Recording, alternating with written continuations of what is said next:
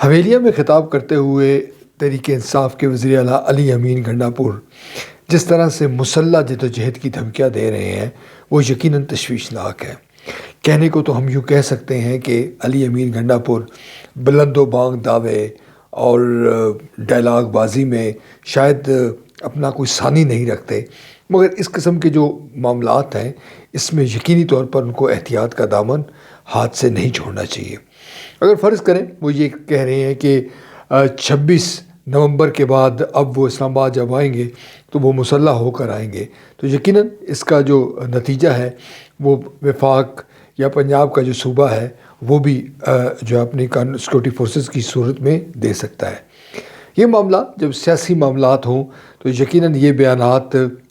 غیر ذمہ دارانہ کہلائیں گے۔ بہت اچھا ہو اگر پاکستان تحریک انصاف جو ہے وہ علی امین گنڈاپور کو اس بات پر قائل کرے یا ان کو اس بات پر آمادہ کریں کہ وہ ایک خیبر پختونخوا کے وزیر اعلیٰ ہیں اور جو ان کا قد کاٹ ہے وہ یہ ہرگز اجازت نہیں دیتا کہ وہ اس قسم کے بیانات دیں۔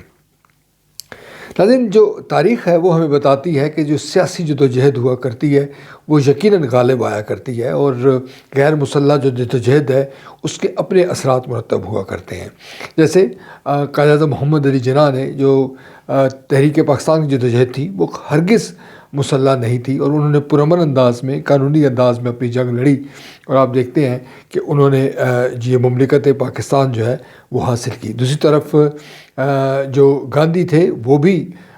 مسلح جدوجہد کے حامی نہیں تھے اور کم و بیش کانگریس اور مسلم لیگ کی تمام جو دونوں کی جو قیادت ہے وہ پرامن جدوجہد کی حامی تھی۔ ہمارے ہاں بھی ایسا ہوا ہے اور ہمارے ہاں جو بانی تحریک انصاف ہے عمران خان، انہوں نے کوئی مسلح جدوجہد نہیں کی، وہ پرامن انداز میں آگے بڑھتے رہے، وزیر اعظم کے عہدے پر پہنچے اور پھر جو حالات و واقعات ہوئے وہ آپ یقیناً اس سے آگاہ ہیں۔ علی امین گنڈاپور ہو یا تحریک انصاف کا کوئی بھی رہنما،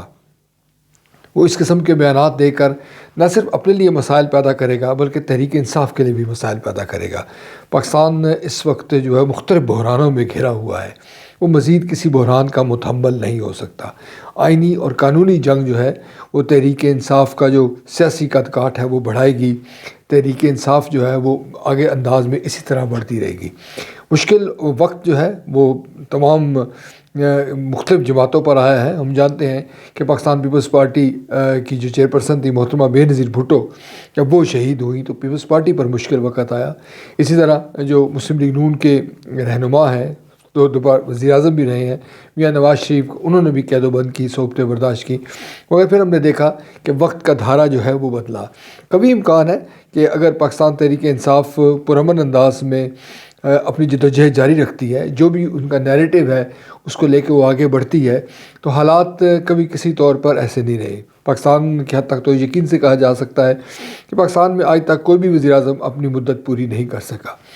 جو خوبصورت بات ہے جو ہونی چاہیے، جو مثالی صورتحال ہے وہ یہ ہے کہ پاکستان تحریک انصاف اور حکومت کے درمیان معاملات آگے بڑھیں، دونوں جو قوتیں ہیں وہ بات چیت کے ذریعے اپنے مسائل کو حل کریں۔ یہ بات پاکستان تحریک انصاف اور مسلم لیگ نون دونوں کو سمجھ لینی چاہیے کہ جب سیاست مضبوط ہوگی، سیاستدان میچور ہوں گے، سیاستدان یہ ثابت کریں گے کہ وہ آپس کے معاملات جو ہے وہ خوش اسلوبی سے بات چیت سے حل کر لیتے ہیں، تو یقیناً اس سرزمین پر جمہوریت کا جو ننھا پودا ہے وہ ہمیں تناور درخت بنتا ہوا نظر آئے گا۔ مگر جب دونوں طرف سے محاذرائی ہوگی، ایک دوسرے پر الزام تراشی ہوگی، ایک دوسرے کو برے القابات سے نوازا جائے گا، تو پاکستان تحریک انصاف کے لیے بھی مشکلات ہوں گی اور مستقبل میں مسلم لیگ نون کے لیے بھی مسائل پیدا ہو سکتے ہیں۔